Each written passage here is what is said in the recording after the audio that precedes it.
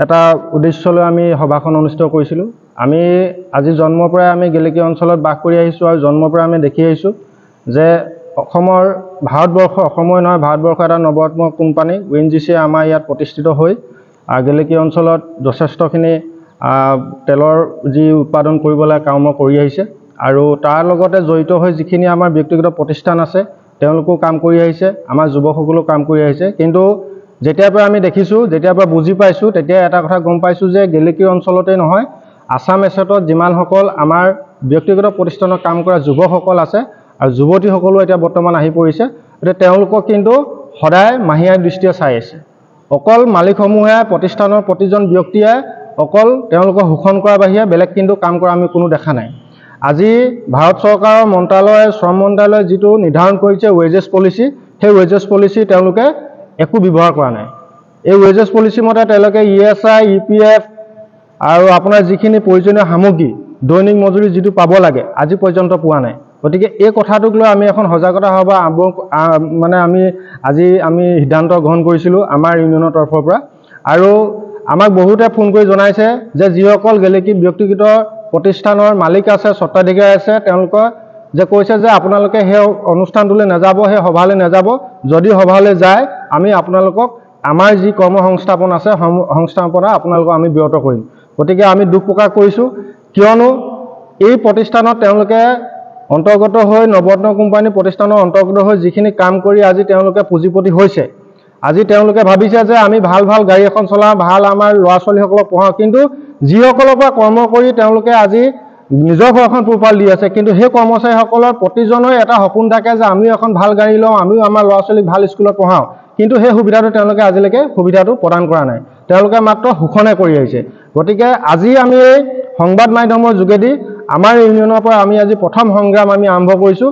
আমাৰ গেলেকী তৈল ক্ষেত্ৰত যিমানসকল আমাৰ ব্যক্তিগত প্ৰতিষ্ঠান আছে, বিশেষকৈ আমি চাওঁ আমাৰ ইয়াত নতুনকৈ আমাৰ কচ কান্দি আহিছে, CRI আহিছে, আৰু আটাইতকৈ ডাঙৰ কথা হৈছে সাউথ এছিয়া বুলি এটা কোম্পানী আহিছে। এই কোম্পানীটোৱে এতিয়া নতুনকৈ 10খন স্কেবিনৰ টেণ্ডাৰ পাইছে।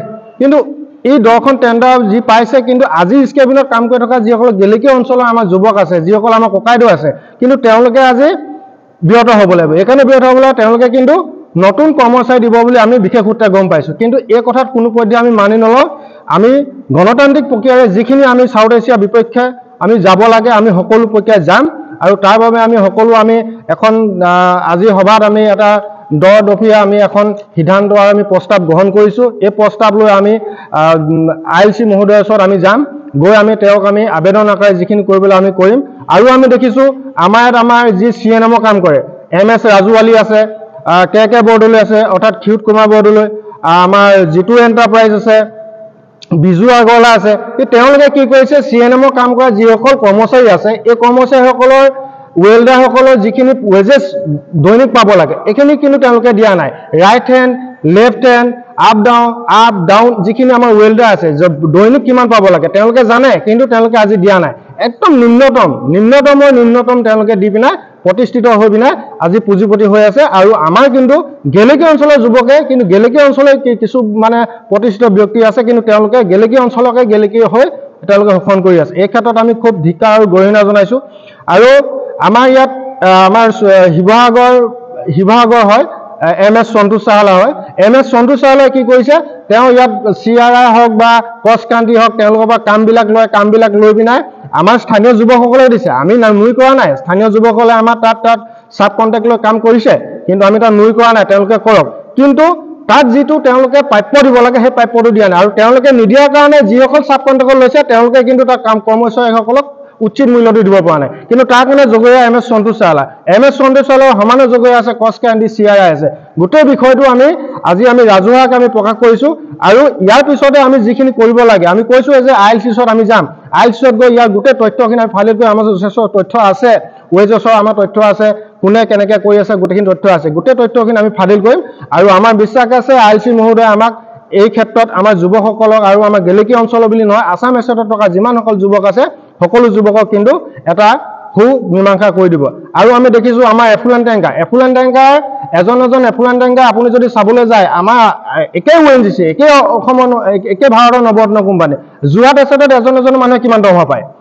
এজন হেণ্ডিমেনে কিমান দৰমহা পায়, এজন টেলাৰৰ কিমান দৰমহা পায়, কিন্তু আমাৰ আছাম এছডত নাপায়, কিন্তু যোৰহাটত পায়।